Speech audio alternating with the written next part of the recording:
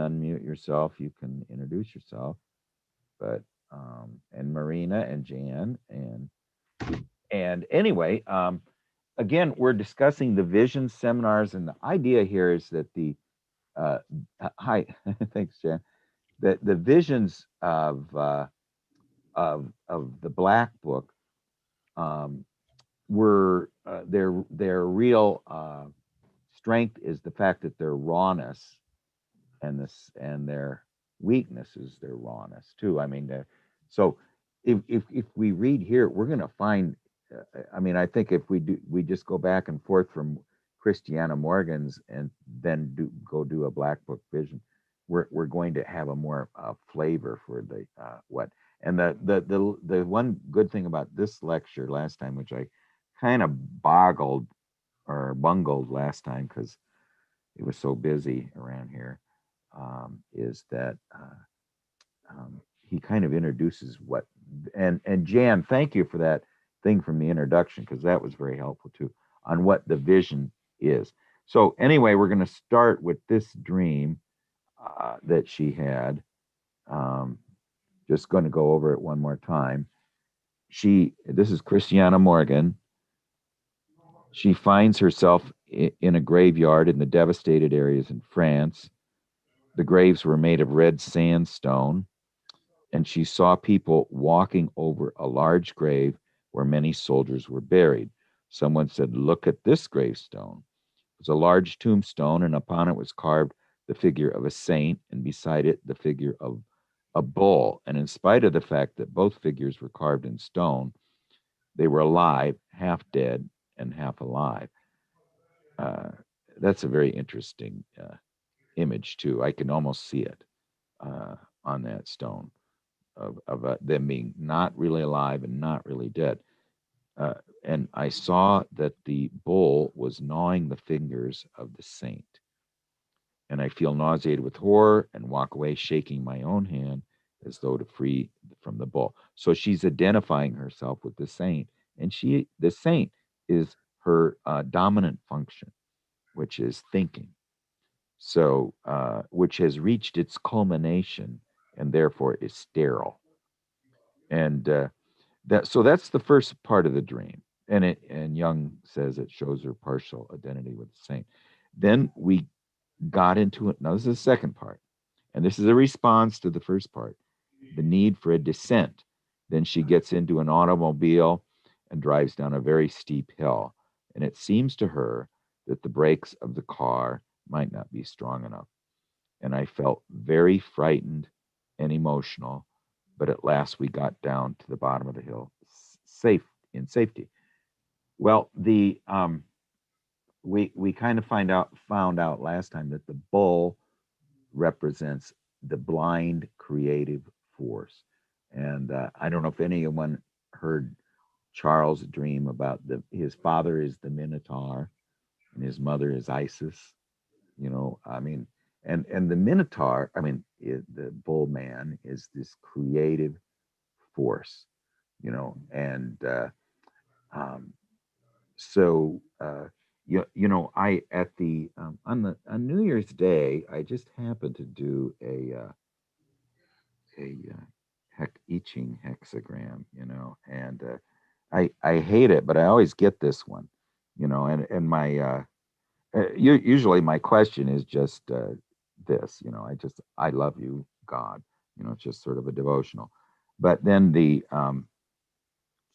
I get these all the time, earth over earth, okay, the receptive over the receptive, and now what this really means is the complement of the earth or the receptive is the creative, which is um, not the yin lines, but the yang lines or the masculine lines, which represent heaven over heaven.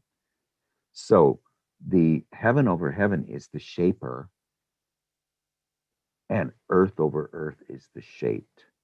So this is what is telling me I need to be more earth-like and I need to be the shaped, not the shaper, because I'm in need of shaping. And so this is what Christiana Morgan is in need of too, uh, the bull, the creative force, you know, and at the beginning is the blind creative force. And then I had this dream, and it just seemed to be um, similar. You know, there were young girls in dresses wearing aprons and long scarves of green and white. I haven't colored this completely. Who ran to and fro in a circle in the opening in a forest. And a voice said, "The spiritual helped you very much, but shielded you from powerful imagery because of that spirit." So to me, this is very similar to the saint that is having its fingers gnawed by the bull. That the spiritual aspect in myself has shielded me from the powerful imagery of nature itself, you know, which is the anima, and that's what we're going to start out this, and I'll try to do it in a lot more summarized form. But you know, the difference between a shaman, you know, and a saint, you know, who in this case represents a culmination, you know,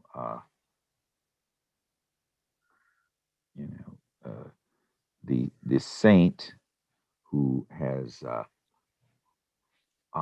is a product of nature, but is one who's overcome nature, while the shaman is hi Adam. The shaman is I believe too. Tim, you're going to do an exercise today, aren't you? At around 11 or so, or some presentation. Is that correct? Yep, that's Yep. right. Okay. All right. I'll try to finish a little early then. Okay.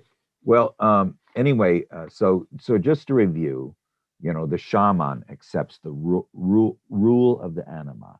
The shaman is rooted in the anima and anima relation, and yet is a related and a social personage. Uh, the shaman is a product of nature, depends on nature, so depends on the anima, but the anima is nature. That's the earth force. I mean, the anima, the feminine, and the and nature, and the mother, and the anima, and the life bearer are all related, you know, and they're different than the masculine, the logos, the spiritual. You know, they have a different, and yet they're very complementary of each other. Like the I Ching says that heaven is complementary to the earth. The creative is complementary to the receptive. You know, so the shaman is enveloped by the unconscious. He is part of it, and yet the unconscious functions through him. And the shaman, where the saint tries to overcome the power of illusion, the shaman is the power of illusion, and he is the subject and the bearer of image and illusion. And um, then we just the saint uh, is uh, is rigorously excludes anima relations, forcing him into isolated absolutism. Is a product of social and civilized differentiation. You would not really have seen a saint in a well, you know, I don't know. You could probably name out a few Chief Seattle or Chief Joseph or some you know, great figures in the history of at least American Aboriginal um, life that had saint-like qualities. But the idea is that, and we see this later, and this is really where we're going to get into the objective mind. The objective mind is where and this is what Jan said in her thing, what Christiana Morgan learns to do is, this great thinking person learns to recognize that all of her awareness, all of her thoughts, everything that comes into her head, she can view it outside as if it's not her. Now, can you imagine that yourself? Like you're sitting here thinking right now, that's not you. Try to put it outside yourself and view it from outside. And this is the only time that direct revelation can occur, is where the free will is put outside of our awareness and we watch it as if it's an animal and not us. And at that point, that's where Jung says that direct revelation starts to occur, and the visionary process it's really key to the visionary process. So, but the saint is the product of civilized differentiation. He lifts himself above the unconscious. He defeats the unconscious, and he calls it the devil. The saint says, I defeated the devil, but he really just defeated the unconscious. He defeated nature. He defeated what we call the realm of images and the realm of illusion, and rose above it. And yet he's not quite like the Buddhist saint who rises above nature. He sort of remains somewhat, I guess, the difference between compassion with attachment and compassion without attachment. Compassion without attachment is the bodhisattva way, to be compassionate, but you're not, it is where you never leave. There's just this aspect of the saint, the Christian saint, that is not, has a aspect that where he doesn't really totally defeat the unconscious. He's always plagued by the devil too. He always follows him around. But anyway, he's supposed to fulfill the unconscious, and he's a production of the unconscious, and he also is the overcoming of the unconscious. So, I mean, this just shows, Jung says, that the nature of the unconscious is paradoxical. Seems to both want to overcome itself and defeat those who overcome itself at the same time. And this is very similar to the realm of the mother. Does the mother want her son to go out and be out in the outer world, or does she want him never to leave her, and devour her? So the son that goes on the hero journey is the one who has left the mother world, where the one that is the puer aeternus or something is the one who never leaves the mother world. And so the mother both loves her son so much she wants him to succeed, but she loves him so much she doesn't want him to succeed and leave her and marry some other girl, and then she becomes the mother-in-law. She becomes the old witch, not all in all cases, but it's just this sort of the symbol of the role of at least the perception that some people have of a mother-in-law. She is no longer the mother. She has achieved a negative role because she is standing in the way of the son and his hero journey, by holding him back a little bit, So anyway, Jung says that knowing what the saint is really after and the symbols in which he believes, it just says it's trying to overcome the unconscious, which he calls evil and the devil. Okay. Now, the aspect of the mother or the unconscious, both wanting to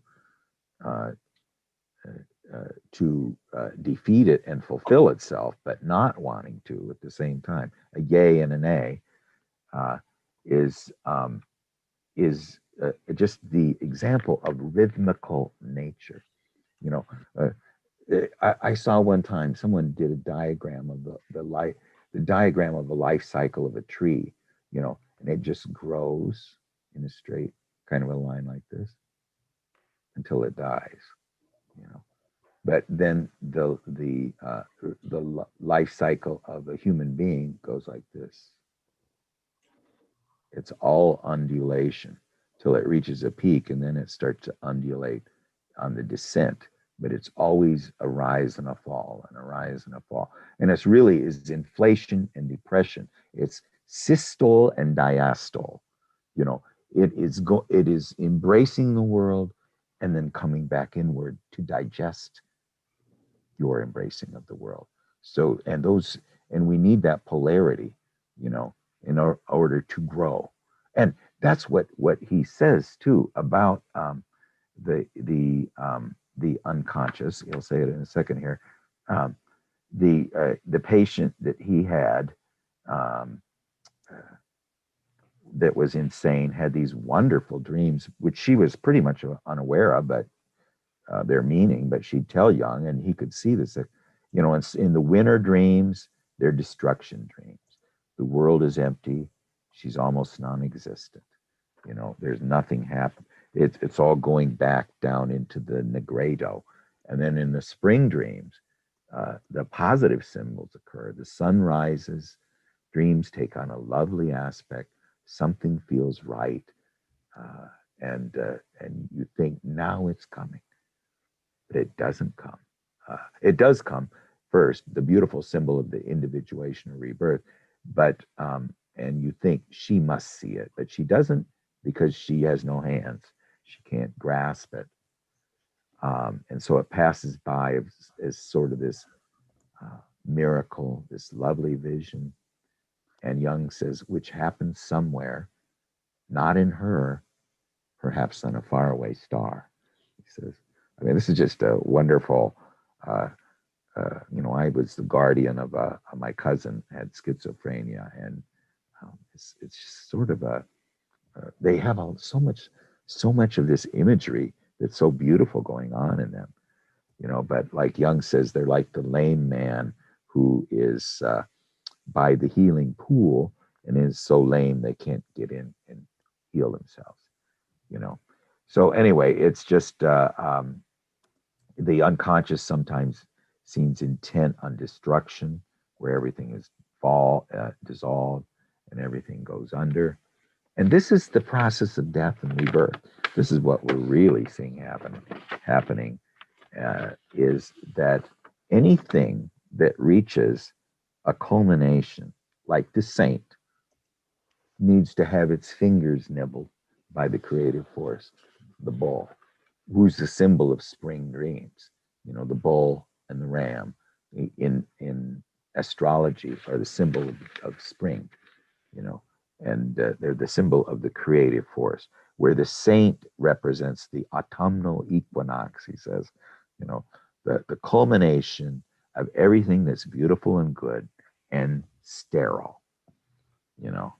I mean, the saint tends to, since he's overcome not only the unconscious, but overcome nature, tends to be celibate, you know, and so he's not very Dionysian. He's very solar, you know, and the unconscious wants symbol making.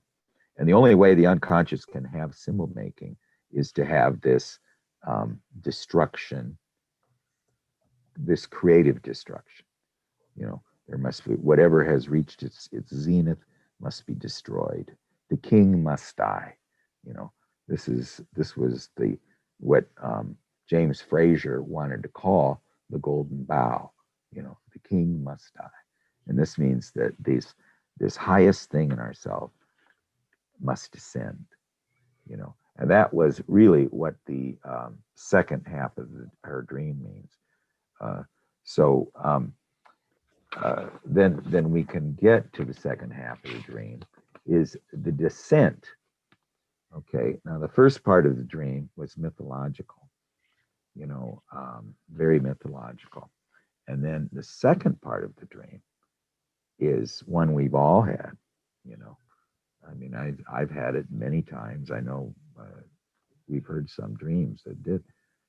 The automobile is driving down a very steep hill, and the dreamer is driving and fears the brakes may not hold. The dreamer is frightened and impotent, but at last um, reaches the bottom of the hill in safety.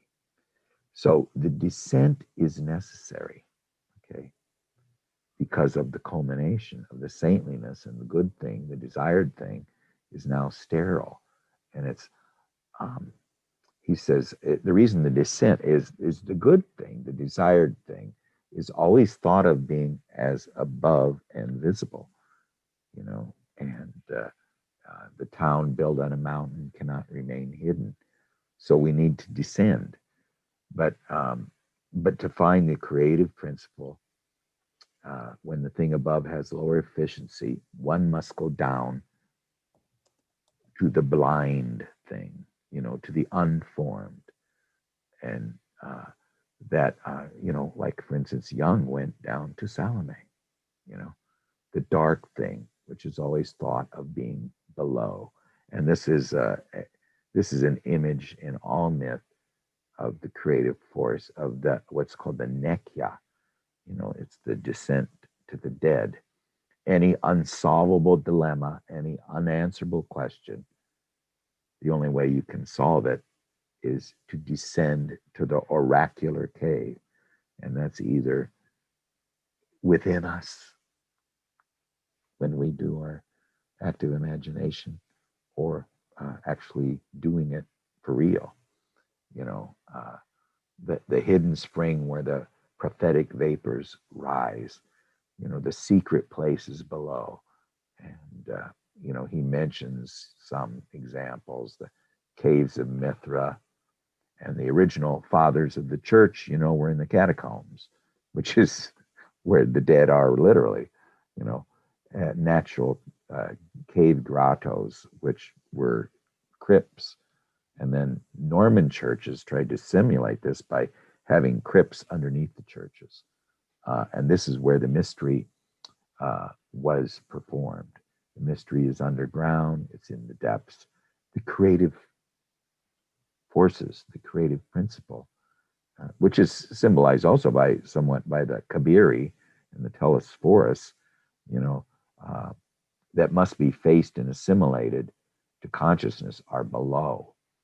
And to attain that goal, one must go down into the depths. And there we will meet the bull or another creative symbol equivalent to the bull. You know, that is this blind creative force, the unformed, which is going to create a new synthesis. And yet it has a very aggressive, violent energy in the beginning.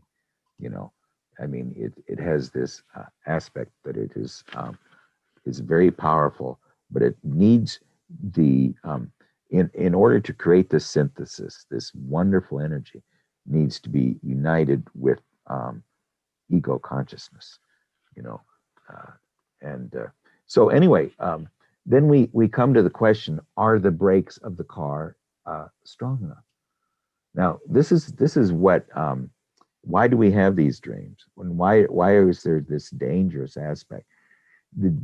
Because it threatens ego, and it threatens the dominant function, and the ego and the dominant function know it, because the only way the synthesis can happen is for the ego to sacrifice and for the dominant function to stop functioning, you know, because otherwise it blots out everything, you know. And so the descent is very steep and dangerous to ego, to her intellect.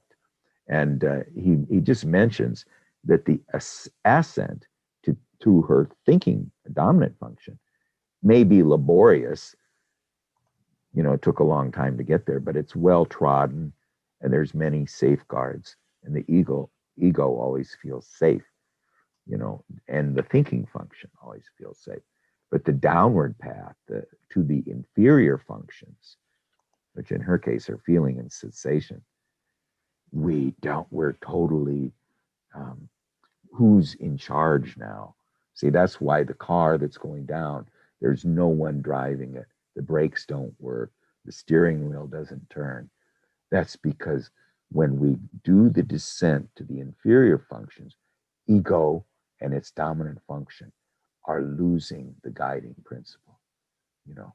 And so now, and the reason it becomes there's an acceleration, the slippery surfaces is for instance in the snow dream that Tim had, where he slides down the snow, um, is this path is unknown and unfamiliar to the ego. You know, it's a road that's not straight and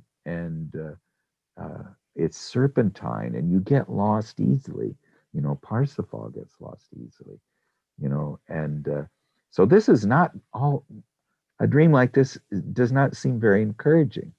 You know, an ego ego is afraid, and and ego is what got us to where we are safely, and this is not. This seems it's so unfamiliar, you know. And the idea though is the annihilation of ego or the loss of control, you know. And it can, he says, be accompanied by symptoms. Sometimes people actually do fall, but I mean, what I notice myself is I fumble when I fix things. You know, like I was fixing something yesterday for my wife and with super glue, and of course I dropped the super glue and it goes in a little crack, and then we got to stop everything and move it, and so we find the little tube of super glue. But you know, it's just this is not my superior function, and so I'm very fumbly, or I get lost, take wrong turns. Even on familiar roads, I take wrong turns all the time. And so this descent involves the loss of ego control, and the acceleration means what acceleration means. Well, they're the same thing, the loss of ego control, and the acceleration means an uncontrolled movement downwards, where we can't control the speed and we can't control the direction. And so, but at the end of the dream, you know, the dream assures her that she's reached the bottom safely. And this happens in probably every dream I've ever had like this, you know. In fact, the car completely goes off the road, you know, yet nothing happens. There's not really a bad accident. It just comes back on the road. Somebody's guiding, you know. Your dream of that descent is just very beautiful about this aspect of that. It starts to almost drive itself, you know. And so then so we're safe for the time being, of course, but we haven't achieved anything, you know. But we're at the place where the symbol can form, you know, to start to form. And then Young mentions, and Jan put this in her uh, the item from the introduction on the very interesting um, exercises that Christiana Morgan and her friends, I think one of them was a friend of Eugene O'Neill, the playwright. Um, they developed this there, and Young discovered that she could see her thinking function objectively, and that means that her awareness is over here, and everything that happens in her awareness happens over here. So I mean, she's really established a distance from this cycle, this loop, cassette loop that goes on in our head, and she can see it happening and say, that's not me. You know, everything, all those thoughts, all those emotions, all those that everything that comes into my head is not me. Now, that's, Jung says, is when we have learned to give up our free will. And the free will is now over here. And we're no longer, because of our descent, because of giving up the thinking function, because we went into the realm of the inferior functions. Now, that free will, if we learn how to treat our awareness objectively, that means not subjectively. In other words, it's over here. We can see it operating. Like right now, uh, I want waffles. Okay. Well, we can look over here and say, it wants waffles now. I mean, it's not me that wants waffle. It wants waffles. And so, I mean, that's kind of the idea there that of this objective. And he mentions this too. Exactly.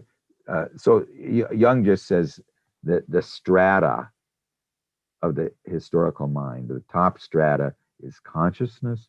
The second strata is the consciousness of our youth. In other words, it informs us. It's not with us right now, just these memories. They inform us. And also, there is it also creates a certain sense of longing. And it has a guiding principle I mean, at least in my own memories of youth, there's a great deal of longing and wish to return, you know. But that's the consciousness of our youth. And then there's also the consciousness of the knowledge of our known ancestors, our parents and our grandparents and our aunts and our uncles, and also of our unknown ancestors. We know something about their biography. And that also informs us at a little more of a remote level. And then there is, of course, the deep past, which we're completely unaware of. And then very much further down, and this is where we're getting to the realm Christiana Morgan found, the man who does not possess his thought, to whom his awareness seems outside of him, something objective, and includes all of the archetypal energies, which now reside not in me, they reside in birds, in animals, in water, in trees, in bodies, and in rocks. And, here's just some examples. And we just talked about the one, but I don't think, it thinks, it speaks. An animal or bird told it to it. Um, it heard trees whispering to themselves in the night, telling secrets. So now this is the objective mind, and yet it is something that is awareness available only to us. But now we're looking at it as if we're not identifying with it. We're identifying with being the witness to it, not with all of that whirlwind of the thoughts that occur in our head. I want this, I want that, it wants this now. It's crazy. Did you notice that? But you're talking about yourself,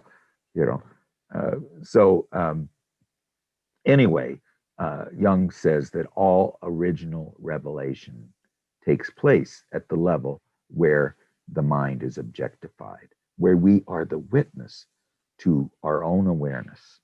So we've given up our free will. We have made the descent. We have sacrificed ego. We have given up our free will.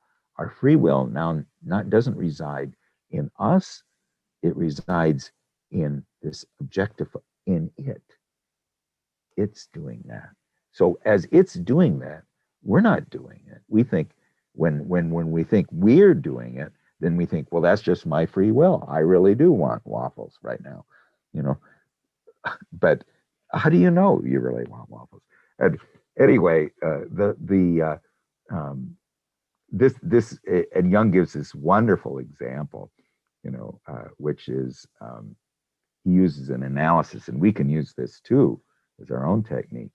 Is that the way that it used to operate, where we would get all our messages, all our thoughts from birds, from trees, from the river, from the lake, from the mountains, from a rock, it still occurs. And Jung gave the example where he has an Alisand who has a dream about a cocoon. And he says to her, well, what do you have to do with cocoons? I have no idea. And Jung says, well, this is not a very productive conversation. What do you think I have to do with cocoons? And what do I think about cocoons? And then suddenly she could just say, oh, I know exactly what you think about cocoons. And then she goes on and on about what Jung thinks about cocoons. This is not what Jung thinks. This is her objectifying what the dream about the cocoons was, you know. So she is now experiencing the objective mind, because all these thoughts that came in her head about what Jung thinks are actually the objective mind in her, and she is separated from it, and she sees it happening as if it's an outside event. She identifies it with Jung's thoughts, but it really is something that just came out of her when she was asked the question, you know. And so you can apply this technique to the inner world, you know. For instance, if you want to ask the Great Mother a question, you could ask the anima. You could say to the anima, or to the animus, what do you think the Great Mother thinks? And then have the animus or the anima tell you what they think the Great Mother thinks. And then you go ask the Great Mother, and then you compare notes. You know, you've interrogated the witnesses separately, you know. And so then you have, now who did this? It did that. So when we do this, it is the objective mind. You know, we've stepped back from it. So we have made a descent. We've given up free will, or the dominant function, the one we navigate by, and we have let something else in us speak, you know. And this is now, could we have just some comments on this? Does anybody, does that excite anybody? What about you, Gary? You know, I mean, kind of is a good technique, I think. I was just having a conversation with my anima this morning, and I wish I'd had this idea before, because that would have been really helpful to squeeze a little more out of her. Yeah. And maybe, okay, you can go to another figure and ask her, what do you think the anima thinks? You know, I mean, in other words, you can have a three-party conversation. It's not just you and the anima, or you and another, the Great Mother, or you and the animus, or you and the shadow, you know, or you and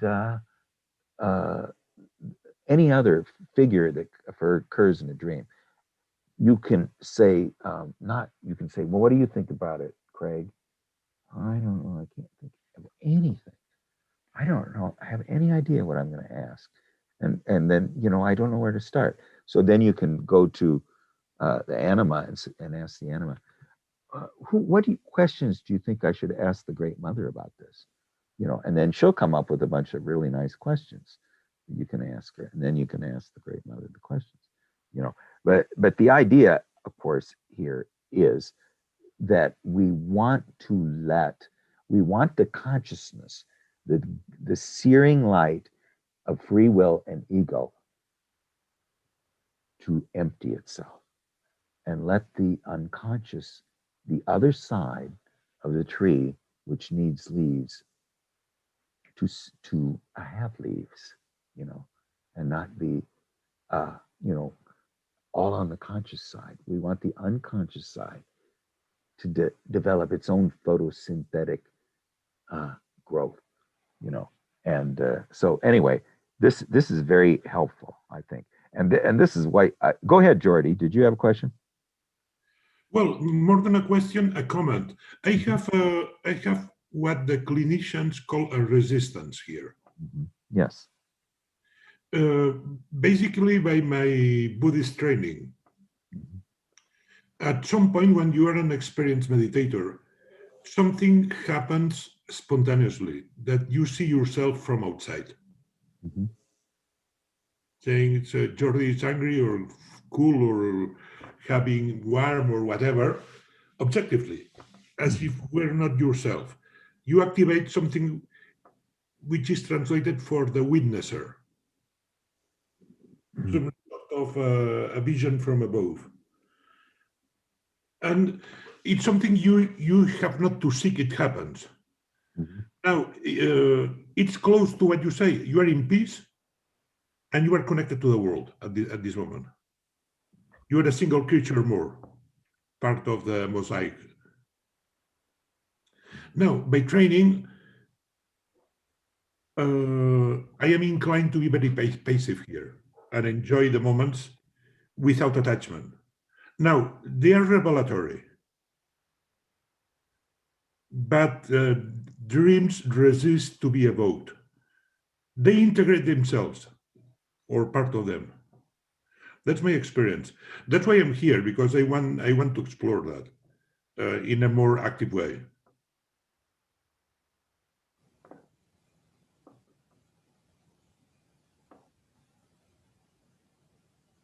My dog wouldn't stop barking.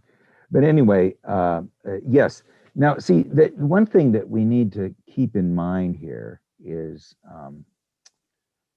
there are different pathways to what you, and you just mentioned at the end that you are having some revelations, you know, and Sri Ramakrishna had all kinds of revelations, you know, I mean, he would tell them, but I mean, in the idea in this Western path, you know, and Jung will say later, when the Indian turns into the Chinaman, she was very knowledgeable about Taoism, but he is saying that's not going to serve you. It's all beautiful and it's good, and we love Lao Tse and we love the Tao Te Ching, but that's not you.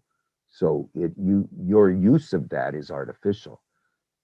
What the idea here, and this is sort of the is a path that started to develop even before the cave painters in Lascaux, and is the one of personal myth creation, you know, creating our own myth. And the way we do this is through symbol creation. And we just went through the schizophrenic patient, which has this cyclic nature of destruction and creation in her dreams. The idea is that if there was not destruction and creation in the unconscious, it would not move. It wouldn't be alive. The only way it can be alive is to have birth and death. If it doesn't have birth and death, you're living in the world of the fairies. I mean, you're living on the fairy hill where no one ever dies and no one ever needs anything. But what do they lack? They lack the promise of youth, which is the growing thing, the symbol, the synthetic. And the only way that can happen is through a death and a rebirth. And that's why a lot of very dangerous dreams that we have and symbolize that something in us needs to die. And until it dies, the new thing can't emerge, you know. So it's this is a very earthy path too, you know. And this is not a contradiction of Buddhism. Of course, you can look at the Buddhism of Ceylon, of China, and Japan, and they're all different, you know, or Tibet, you know, they're different, and some of them have more imagery and some of them don't. I mean, what are the Tibetan monks doing with their sand painting, their mandalas? You know, there's some aspect there that's meditation, but they usually create a some kind of a quaternary, you know. But anyway, so at least for go ahead. Two brief points. The Tibetan Buddhism, it's much more rich in shamanism than the Chinese, which is a variation of Taoism, or the one I know, which is the Southeast Asian, the Theravada tradition. which is It's the related to the bone religion. It's B-O-N. Yeah, and of course, Zen is informed by Shinto too.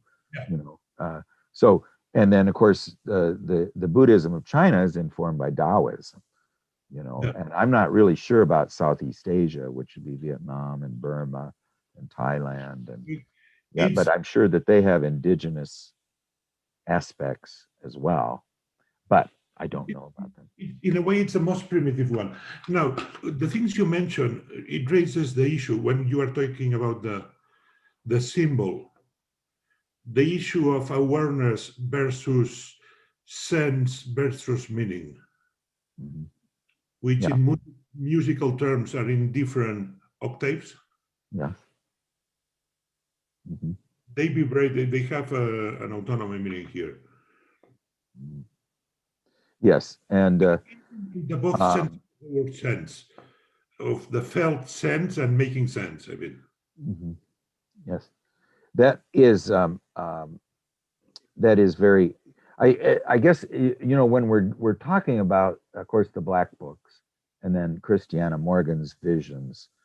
You know, um, they really have to do with the alchemical method of symbol creation, of creating the philosopher's stone, or or the divine child within us, which is all has to do with creating a personal myth that is unique to us, you know, but also can inform, if there is a developing myth in a small society, can inform that whole small society. Of course, it can inform a great civilization. Then you have to you have to go to the age of the water bearer and the Pisces and everything. But do you think the Lakota Sioux had much to do with the age of Pisces, or the age of Aries, or the water bearer? They didn't need it because and I don't know if they had 2,600-year cycles either, you know. But anyway, why don't we just? I'm going to try to finish this up pretty quick so we can move to the next lecture, which is going to tell us about the actually two first visions. So anyway, we've kind of got to the idea of that the giving up of the sacrifice, which Jung is saying is almost like a black mass. It's almost like Abraham sacrificing Isaac. You know, I mean, we're giving up our most valued possession to achieve something that we don't know about, is unknown. You know, so. Um, but anyway, the proof that Christiana had reached this level is that the level of objectifying is that from the point on, from this vision that we're just going to talk about here in a second and on, everything she did was through direct vision. But I want to talk quickly about the first vision because it's very interesting. Um, you know, the we talked about the intellect as being this bird of prey that seizes things, which distresses the feeling type uh, because it's killing something, and uh, and then the thinking person is distressed by the feeling function person who does thinking, you know, because it's as rude and uncouth, you know. So anyway, we're talking about he's actually introducing this, but he really brings it up because of the visions. Now let's just listen to her vision, and you tell me what's missing. You should have read it in the text, but you tell me what's missing because that's the point. I think the whole lecture. This is a vision. It's not a dream. I beheld the head of a ram swiftly and with fearful strength. The ram charged and was met full on the forehead by the spear of an Indian. Okay. Then the ram vanished. The Indian lay down by his spear, and suddenly he leapt to his feet, jumps on his horse, which was black, and gallops over plains and hills, and until he comes to the black pond, surrounded by the black mountains. And the horse refuses to go on further, uh, lays down and dies. And the Indian stands and on the shore looks for the sun, but the sun had set. It was twilight, and suddenly the Indian turns into an Oriental person who kneels down beside the black pond and bows his forehead to the earth 3 times. Okay, now that is her vision. Okay, and we're going to discuss this in depth next time. But now, what Jung is asking is, what is the difference between this and a dream? And he got a lot of comments, but the one that he finally said was correct was, it looks like a film strip. It has no emotional content in it. Now compare that with her. He mentioned several other dreams before, which had all kinds of feeling content and emotional content, where this one has, it's so stark. I mean, you can almost see it in her paintings, of it. Here is one. Let's see if I can find it. Shoot. Let's see here. I think I got so many photos on here, I can't find it, but oh, here it is. Here it is. There we go. See, now this is the image of him standing on the shore, looking for the sun near the Black Mountains and the Black Pond, and the horse died. And Jung says, Christiana didn't mention anything about that she felt sorry for the horse dying. And the Indian didn't seem to care if the horse died either. I mean, there's just no feeling function in here at all. And all of her dreams had the feeling function in them. But there's no feel. Why is it devoid of feeling? And Jung is saying this is explained that this is a compromise, where the dream isn't a compromise. This is a compromise between the conscious attitude and the unconscious. So and Jung says this usually happens a lot in first visions, that the thinking function is still snuffing out feeling, and it is a so it's not just, the visions are not just a product of the unconscious. He says otherwise there would be a mood. Now the moods developed later, but he's just talking about the early visions. Her conscious attitude excludes feeling, and from that you can see how the visions work. First, the unconscious operates. She does not know what is going to happen. This is the objective mind. And then the images appear suddenly, unexpectedly, and it proves their unconscious activity. But normally, her unconscious, which is very emotional and full of feeling, shows another factor operating, because there is no emotion or feeling in this vision. And since her dominant function is thinking, it extinguished the feeling. So the original picture, which unconscious was trying to bring up, is peculiarly denaturalized by the searchlight of intellectual consciousness. It's still too strong. And yet she's not really using her free will, but it still is this compromise in the early stages. The intellectual consciousness is still too strong. And so what she sees, or we see, is the compromise between the unconscious and consciousness. And she doesn't do this consciously. She doesn't blot out the feeling, but it's happening outside her. Conscious thinking is there, but it's exteriorized. And so she left her intellectual attitude out in the yard, and now someone else is playing upon it, and it is the unconscious. So the unconscious is trying to use her consciousness, but it doesn't know how to use the instrument yet. I mean, this is what happens in alchemy, or in active imagination. It takes a long time for the unconscious images to become accustomed to the light of ego, and it takes a lot of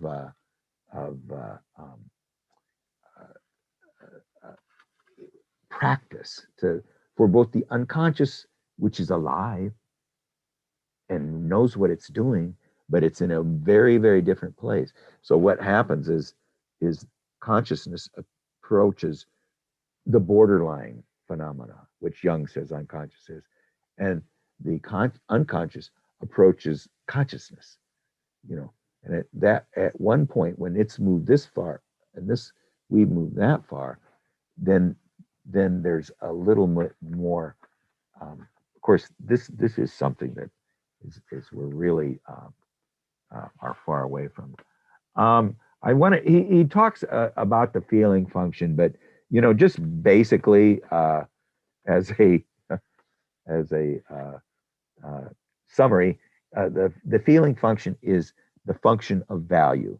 Okay, what something is worth, and as he says there's no metaphysical beauty in the thinking function. It's a cold instrument of the ego, of the willful ego.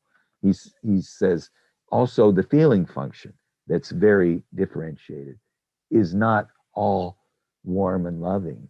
It's also cold and is used by ego sometimes for not entirely unselfish purposes. So and he showed this and I showed this last time, but I don't know if I can show it. But she had this aspect of her where thinking and intuition were her dominant functions, and so her two unconscious functions, sensation and feeling, are mixed up together, and so she's not really sure what sensation is or feeling is, and they get kind of where he says in Germany, no one would ever mix up intuition with feeling because they're the introverted intuitive land, where in the United States, where we're extroverted thinking, we mix up intuition, sensation, and feeling. We can call any one of the three feeling. I have a feeling my toe doesn't feel good. I feel great love for this person. I have a feeling something's going to happen tomorrow. The idea is we don't differentiate between those three functions. So Craig? Yes, go ahead. So he says, we cannot deny that the feeling is somewhere. Right. So does this indicate that if you have perhaps a dream like this that's strangely devoid of feeling, that the feeling is still somewhere? Yes, he says it is somewhere, but he can't find it. He doesn't see where it is. A lot of the participants were saying the Indian was feeling, or the horse was feeling, and Jung said, well, it may be, but he says he didn't see that, and what he thinks is feeling is extinguished. But I think this is a particularly peculiar dream too. And by the way, I'm turning it over to you and Gary right now, and you guys take over the time from now on. I hope if you want to talk about, maybe you could spend 3 or 4 minutes if anybody has any questions. But otherwise, I'm just going to turn it over to Tim and Gary now. We'll pick up again on interpreting that vision. So go ahead, Tim. It's all yours. All right. I don't know, Gary, if you've got anything to say before I start. Well, mostly I just found the whole idea of this really fascinating. I read this book on emotions, and and one of the things they said is that the better that that we are able to visualize within ourselves what a particular emotion is, the more conscious that we're going to be within kind of our reactiveness. And so when you said that you had possibly paintings for, for that diagram of all the, all the various feelings within the, the good mother, the terrible witch, et cetera, et cetera. I thought, oh my gosh, this is like, it's such a, a great way to make it personalize and to try to recognize these things. So I was pretty excited by this, and I'm really looking forward to your presentation. Well, good. Craig, I wonder if you can make me a host, or can I just share the screen the way it is?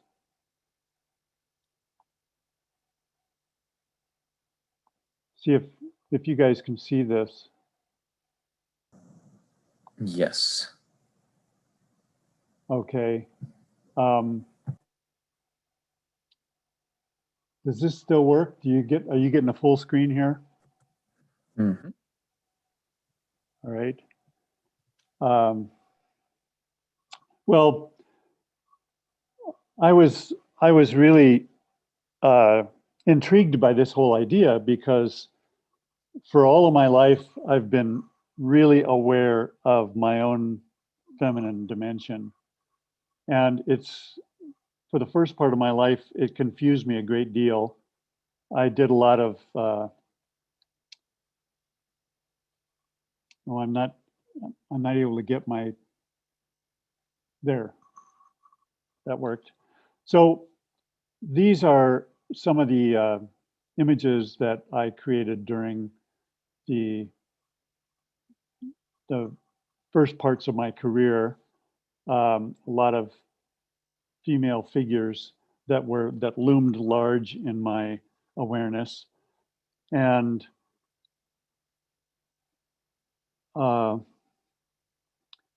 it wasn't until earlier in the last year, that I think it was Jan that introduced me to Maria Louise von Franz's idea that there were 4 aspects to the anima.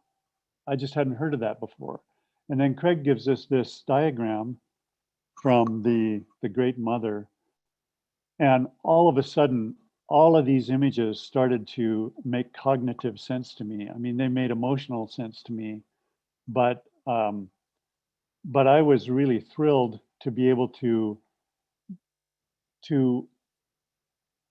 come to terms with the whole scope of the feminine principle. And I figured, wow, I've done so many hundreds and thousands of images that it would be kind of cool to map some of these and just see what I come up with. And so we're starting with the diagram in Eric Naumann's book, The Great Mother. In this case, I've simplified it by erasing a whole bunch of stuff because it's kind of confusing and it's a little bit clunky. But what we've got here is the basic structure of his diagram. And I want to point out there are 2 axes: the maternal axis that proceeds from the upper left to the lower right, and the anima axis from the top right to the lower left. And I can't use my pointer my cursor as a pointer here, but the maternal axis is primary, and it is the basic physical reality of the development of any living thing. So I think of it both in terms of the evolution of humanity out of life, and also the evolution of a single person from childhood to adulthood. So if you look at this central circle, it's labeled containing. And to me, that is the early development where the infant is held in the embrace of the mother and is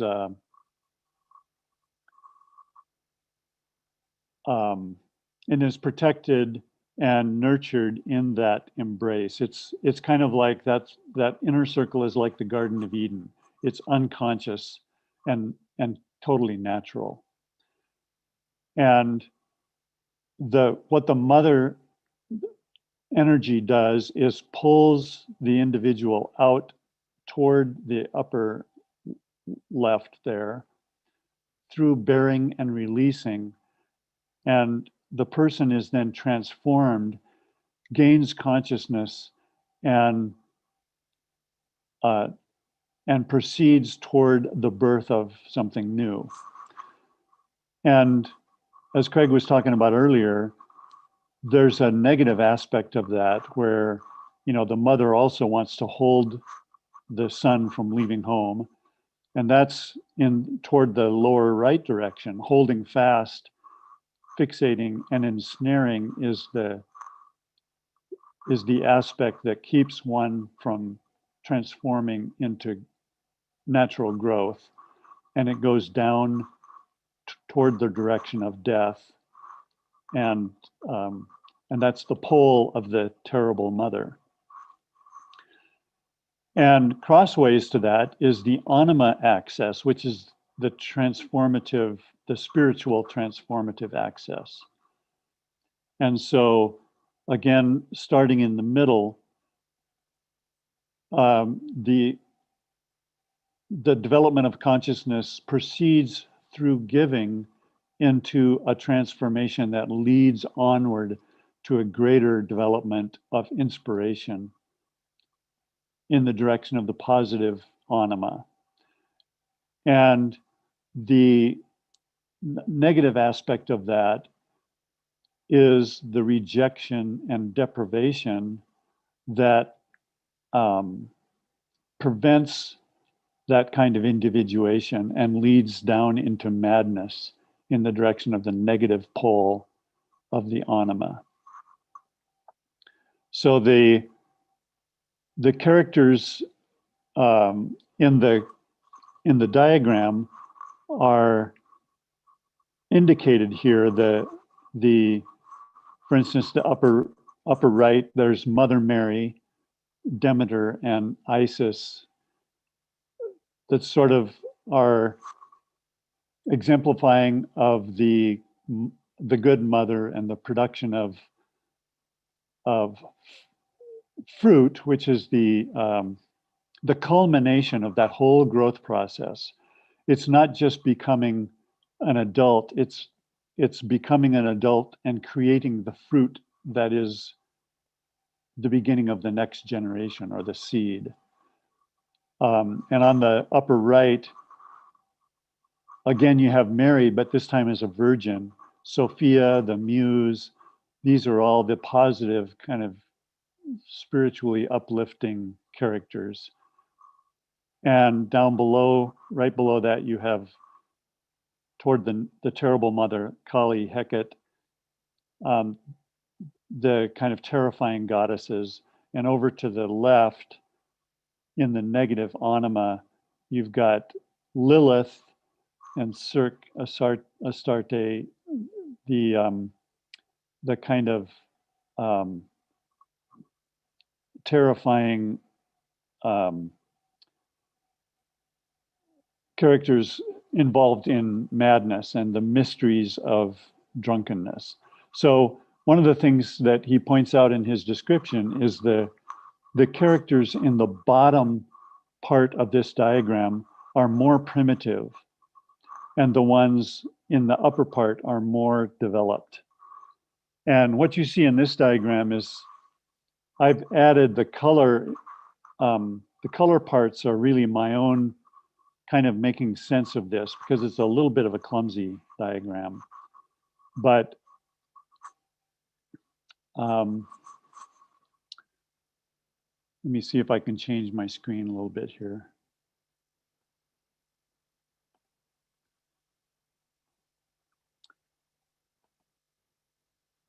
Okay, I guess I'm gonna have to do it this way so you can see all of this.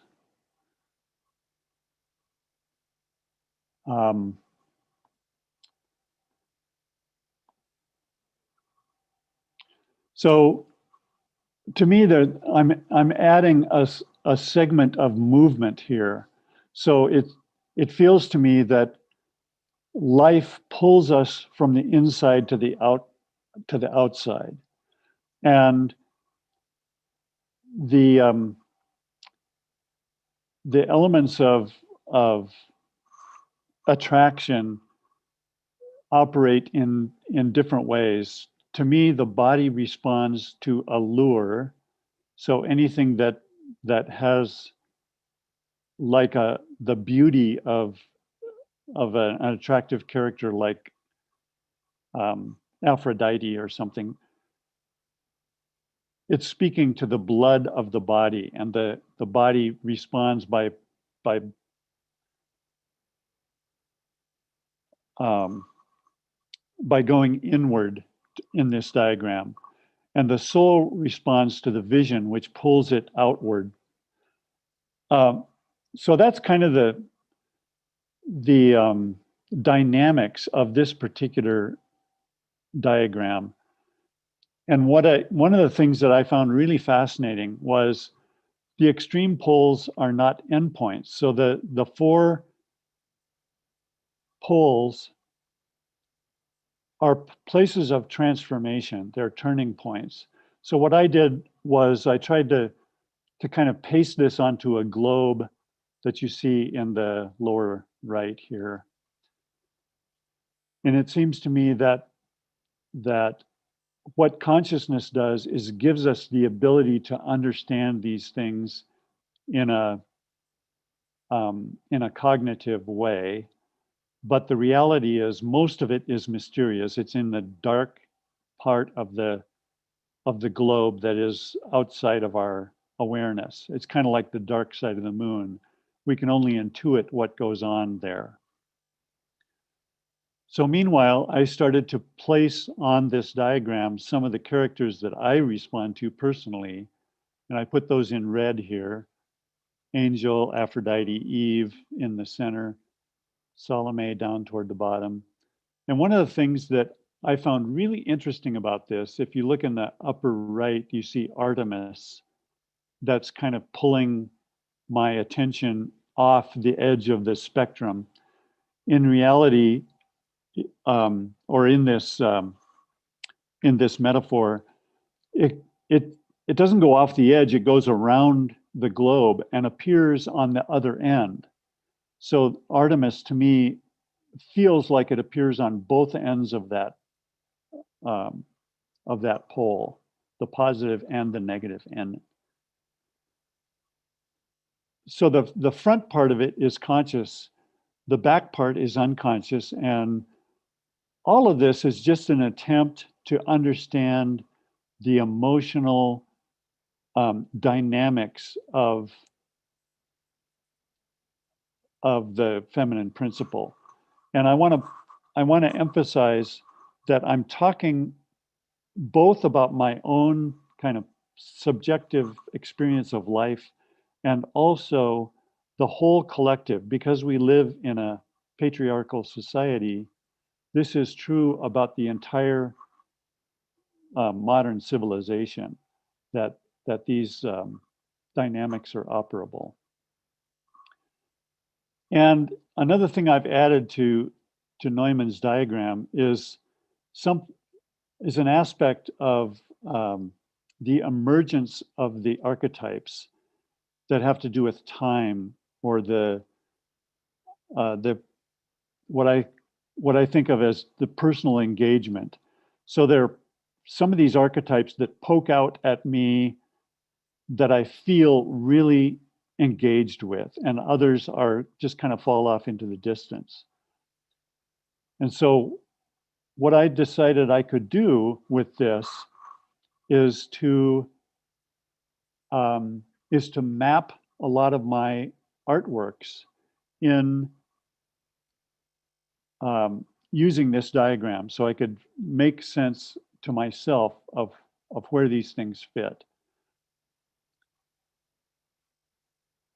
So this is just kind of a smattering of where some of my own artworks fit on this spectrum. So I'm going to take you through a few of them and just kind of get your maybe your comments on how this unfolds. One of the first images I did with any kind of awareness was about the latter part of the 80s when I started studying Jung and recognizing right away, as soon as I read about the anima, that this was absolutely true for me, that there's this feminine character in me that is very strong that I didn't know anything about. And I did this painting, it's called A Vision Come Out. And to me, this lies, the source of this painting lies totally off on the dark side of the moon in the unconscious region. And it wasn't until I started to understand more about the dynamics of the anima that I was able to start giving some form to what I was feeling. So this is another early work called The Siren Goes to Work. And what I'm experiencing here is just this sense of the sacred song that I hear from the spiritual realm. And this is, as you can see, it's pretty close to the inner circle. A lot of these earlier works are pretty close to the center elementary character. Here's another one called the Black Madonna. And one thing I recognize about these early paintings is, and this one in particular, it has all these characteristics that could go in any direction. It's nebulous enough and attractive enough that it could be the source of spiritual transformation, or it could be an ensnaring figure that leads me in a direction of drunkenness or disorder. Here's another one that has the same sort of characteristic. It's a little bit more inspirational, but it could also be kind of an evil influence or a demonic kind of influence. And it was about a few years later when I was able to understand the dynamics of the anima that I began to see the character of my muse. And fortunately for me, I had this incredible encounter with a real woman who came to model for me, and I was able to have her come into the studio knowing that what I was experiencing was the presence of a goddess, that I was not dealing with a human being, that she was just a carrier for a greater character that I was just projecting onto her. So this is an example of that, the bird of paradise. And as you can see, I'm placing it way up there in the mystical spiritual realm, very close to Mary and Sophia in this diagram. And you'll also notice that where I'm placing these is farther out from the center. So it's more, there's more transformation happening, there's more consciousness, and I'm very aware of the power of these images. So this one strikes me as being really alluring and sexy, but it's also the voice of wisdom and inspiration, a lot of upper realm sorts of energies in this one called Mirabai. So that process was really attractive for me. I mean, I found in the muse this incredible beauty and attraction and spiritual uplift, but it was also pretty painful. This one on the left, She's Screaming Me, comes from that same part of the diagram. And the one on the right, The Wild Woman, speaks of the kind of rising out of the elemental, earthy, kind of sexual being of the feminine character.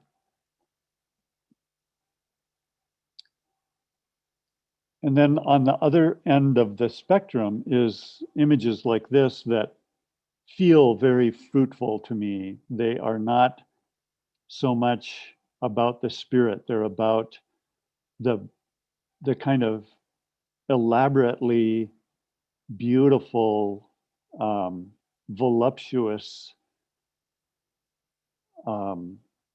sensual elements that to me are suggestive of flowers and nature and the beauties of the grand kind of chemical and material design of the world.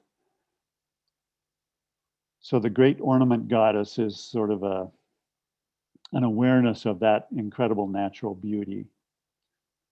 And I tried to think of one that is really more of the Mother Mary kind of image. This is one I did that tries to access that energy of the Eastern Orthodox icon, an image of contemplation and peace and ultimate spiritual uplift. And we never see these images using a nude. The nude in Western culture is always associated with earthiness and sexiness and sort of the opposite of spirituality. And for me, it was really helpful to see this diagram because the spiritual is not disconnected from the earthy. It's part of the unfolding of nature with a spiritual awareness. And so I find in the nude, and in particular the female nude, this amazing wisdom of nature and the stunning beauty that is exemplified in the female form. Here's Artemis and Actaeon. This is a pretty straightforward illustration of this kind of energy that I've often felt, that the allure of the feminine has this kind of infuriating and deadening, not deadening, but really dangerous quality. And I've always had a hard time making sense of this. And one of the reasons I think that is the case is because it is so close to the edge of the pole. So in my global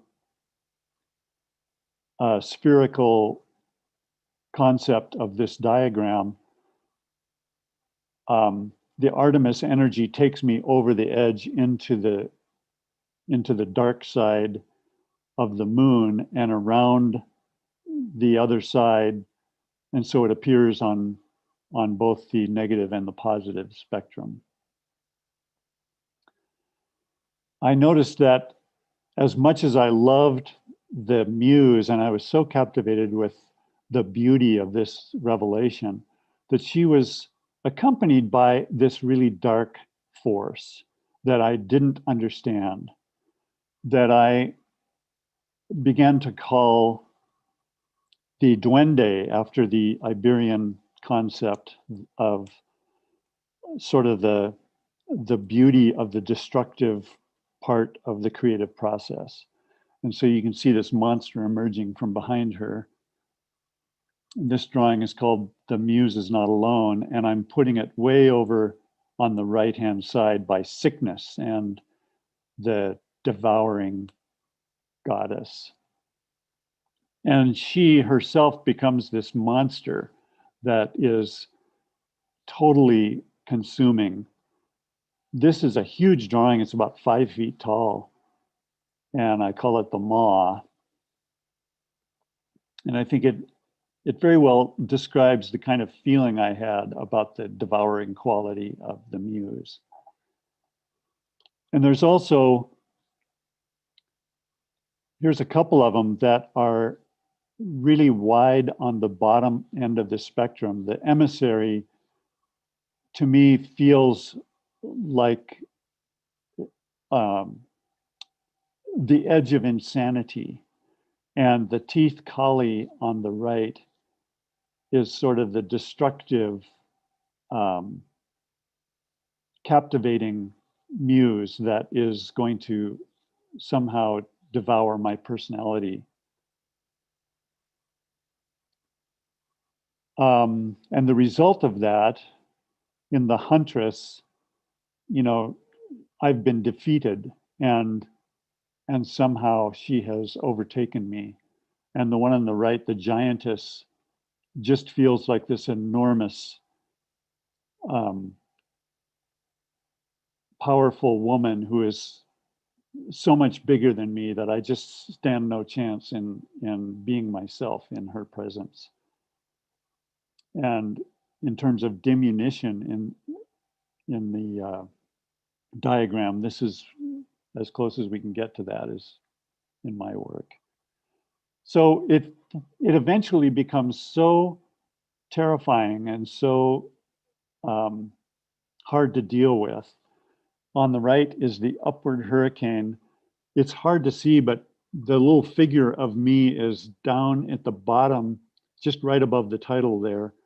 This guy holding his head, you know, screaming. And the elemental force of the duende is just wiping out the world. And that's very close to this death aspect of the terrible mother. And on the drawing on the left, Extraction, I can't stand it anymore, and I need to get this energy out of me just to be able to survive as an individual. So that's kind of the extent of the human capacity to engage these negative forces. So as I said before, one of the things that Neumann points out is the extremes morph into their opposites, and that always happens on an unconscious level. So if you think about the globe, here's the back end of the globe. This is the unconscious end, where moving into the direction of the extremes, you're actually going around to the dark end of the planet. And he says that those trajectories cross somewhere in the unconscious realm. And of course, we can never understand that because it always remains mysterious.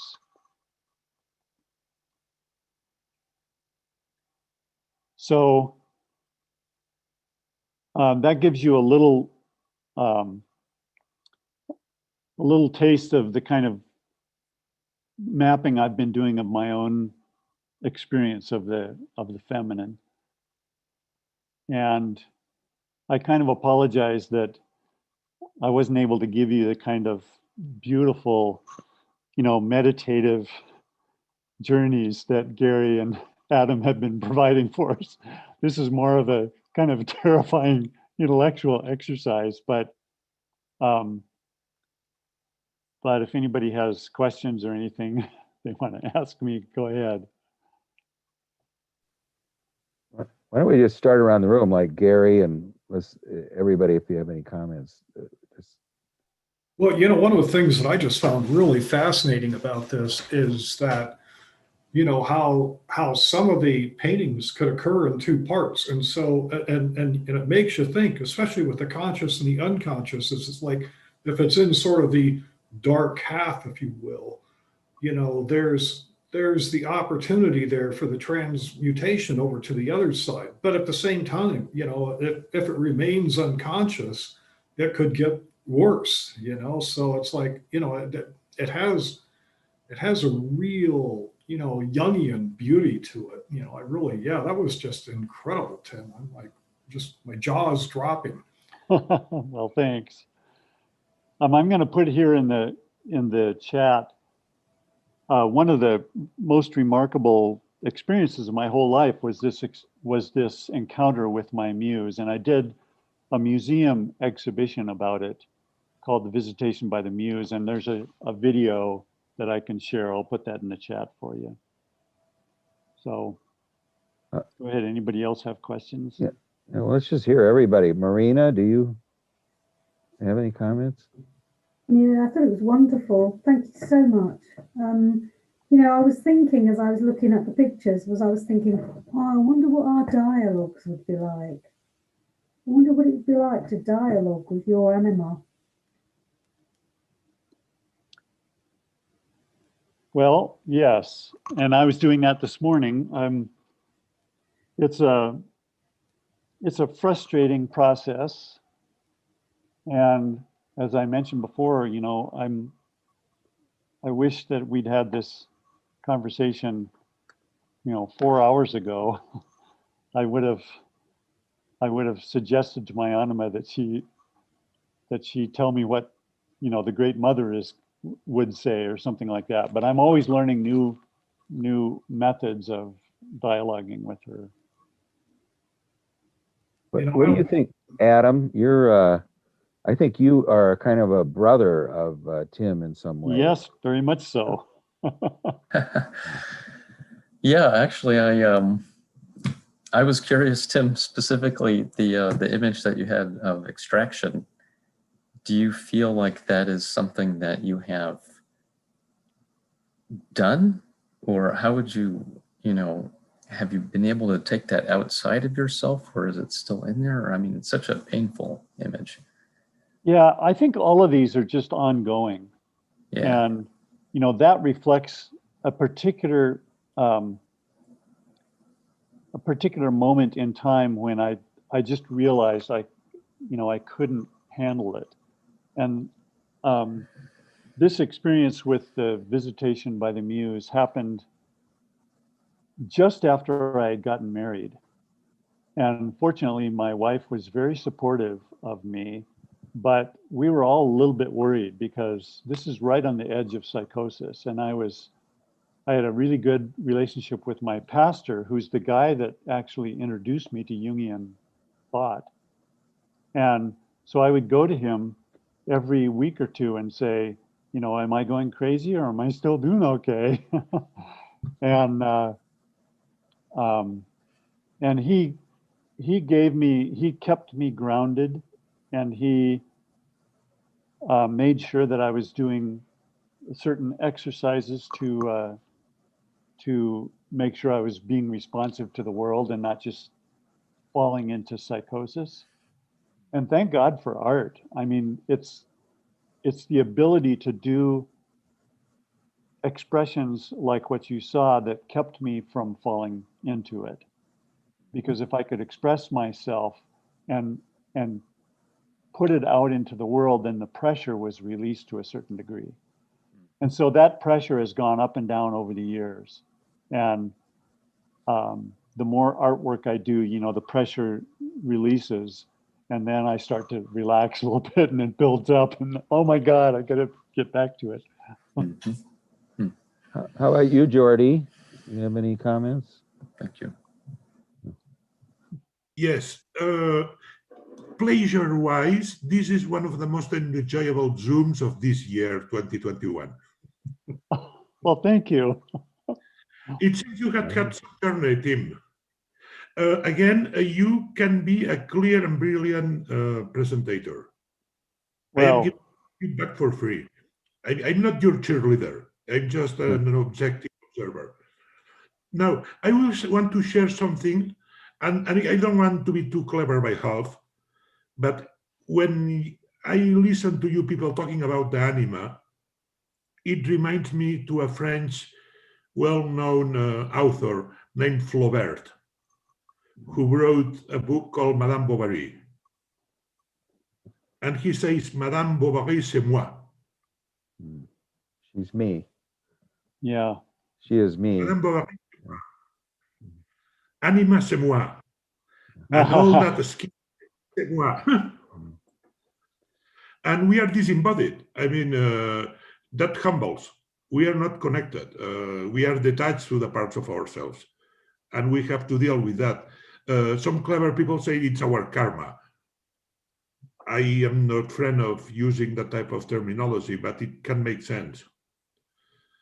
Now, it's not because it's Sunday afternoon here, I am in the light mood, but again, I am enjoying, and actually I have a soft spot for Neumann,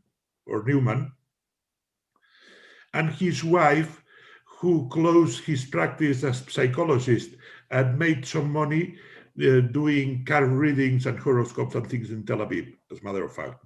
Oh, Because Naumann's wife was as well trained as he was, but he switched career when she became a widow. Now, I have reread recently the Origins and History of Consciousness, which I do recommend. It's a clear, well-written book. And the one who sent us now, the Great Mother thing, is something I had in the to-do list, competing with other 30 books, I mean. Okay. So it's a motivator. well, that's But great. the way you navigated with your schemes was short of brilliant, and the way you staked with your art and your perceptions was again brilliant and light. I mean, it's difficult to do these things without killing people with boredom. Well, I appreciate that. I feel like I'm stumbling all the time because it's so hard to articulate.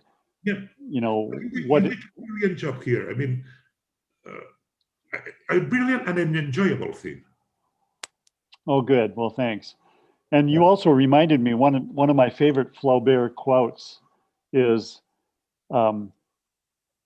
something that I sort of I try to do in my life, which is be ordinary and plebeian in your everyday life, that you might be violent and creative in your work. I love that.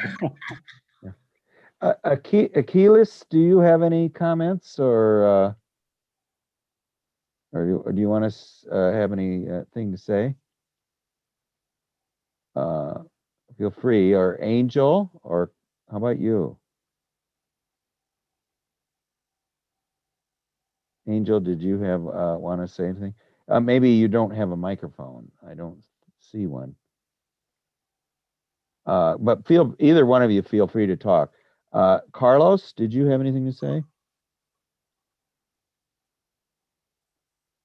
Or Kathy? I'm sure Charles has a couple comments. Do you have any comments, Charles? Yeah, I mean, I just thought it was super cool. It was really awesome being able to see all these like visual representations. And it felt like really, really genuine, and like,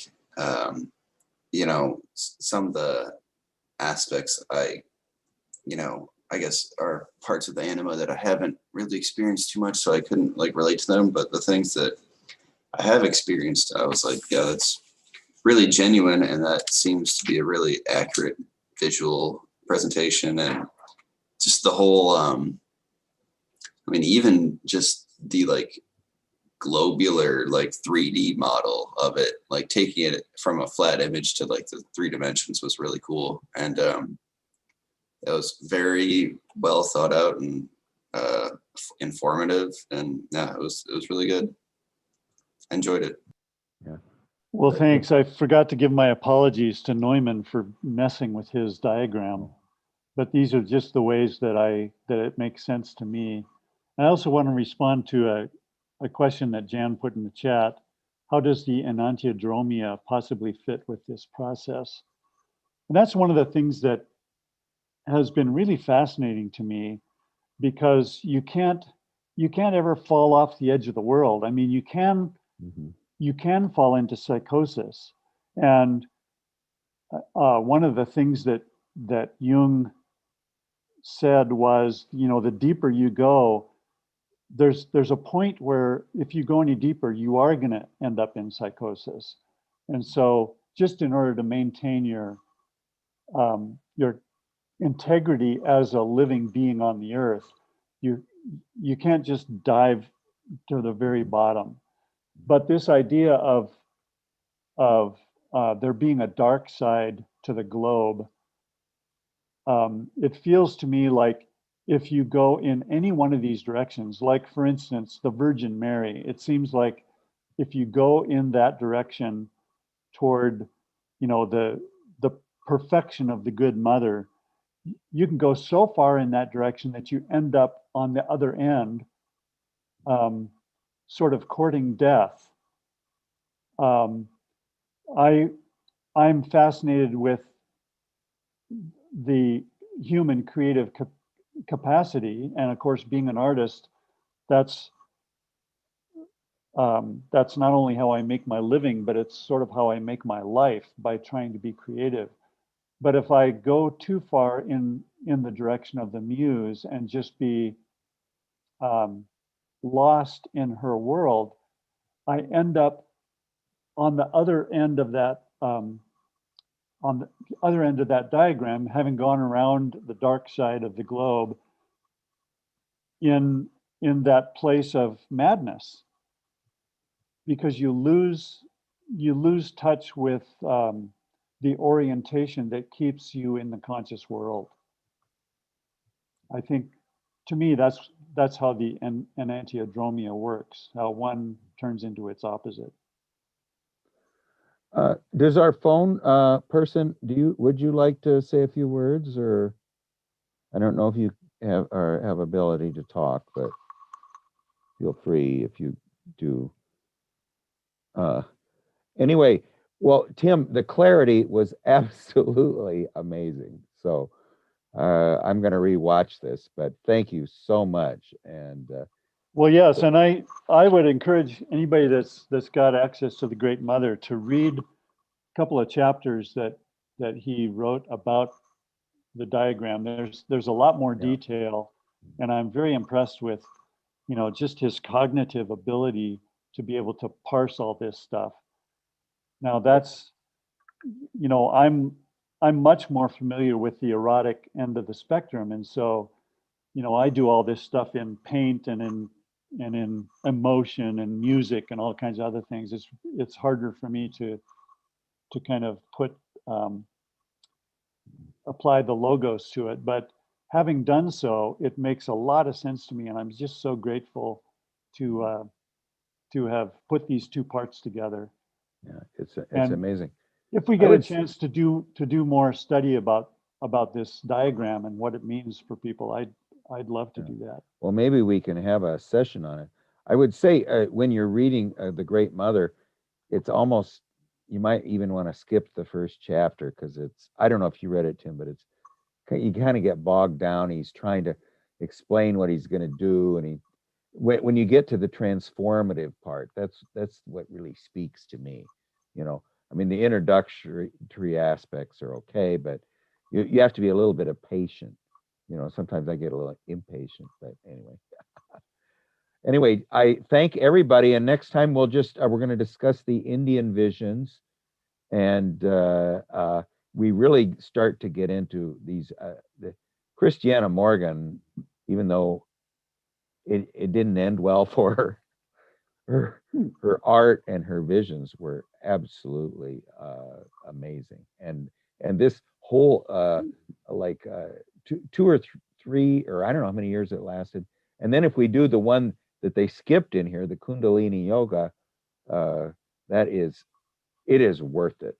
I mean, I have never read a book by Jung that more just sat me, you know, in my seat than his seminars, in the vision seminars on Kundalini Yoga.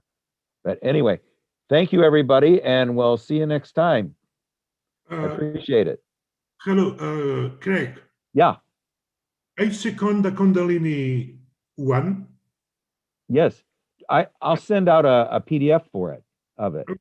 I second to devote time to that, and a petition, a wish list to handle the manly masculine type of issues on Neumann's scheme. Yes. Okay. Yeah, that comes in the origins of human consciousness.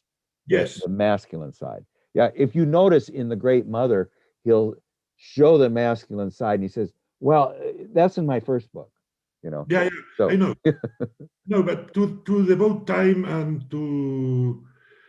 if someone say volunteers to do what Tim has done today on the masculine side. okay. Well, I will send out a PDF of both origins and Kundalini Yoga later today. So anyway, thank you everybody, and thank you Tim so much. It's just fabulous. My pleasure. Yes. Looking forward to next time. And thank you Gary for suggesting it. Okay, bye guys. We'll see you Bye. later.